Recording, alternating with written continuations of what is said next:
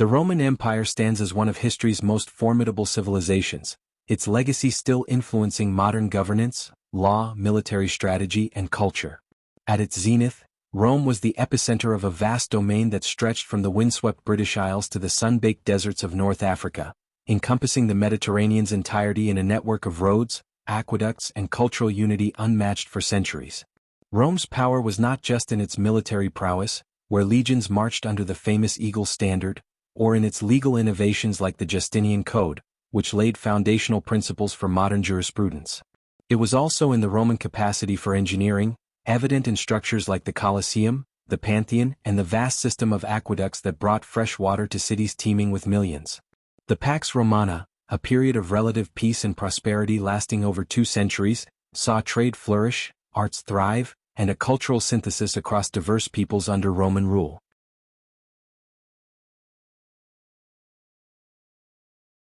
When Augustus slowed the expansion of the empire, wealth stopped flowing from conquered lands into the treasury. Managing expenditures, construction, armies, bureaucracy, became increasingly difficult. Whenever costs exceeded tax income, emperors minted new coins to cover it. Mining precious metals increased the supply of gold and silver coinage. Things remained pretty stable for 2 centuries.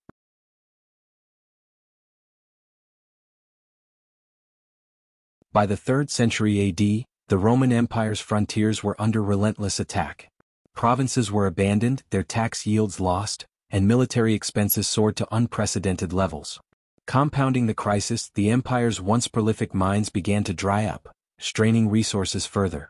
When the treasury could no longer pay soldiers' wages, the empire turned to a desperate solution: debasing its currency. The denarius, the silver coin used to pay troops, was steadily degraded in its silver content. This practice, which began as early as 64 AD under Nero, had become an addiction for the state.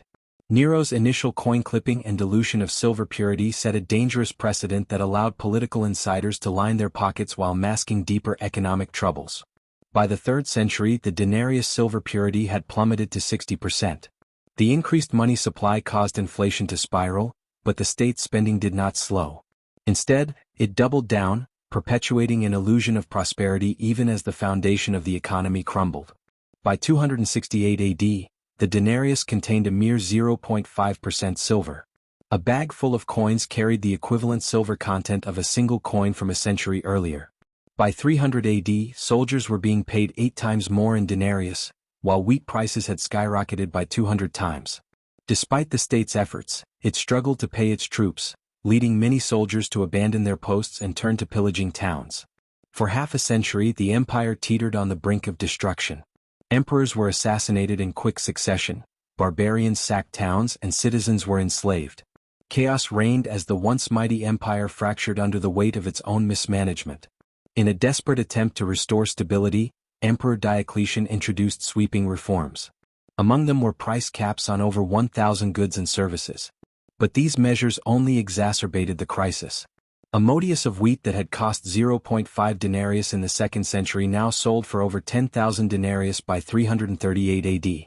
The empire's economic structure had become a house of cards, destined to collapse under its own unsustainable weight. Who pays when the money system breaks? People pay with their freedom. The currency was so worthless that the state demanded forced labor rather than accept its own coins as tax.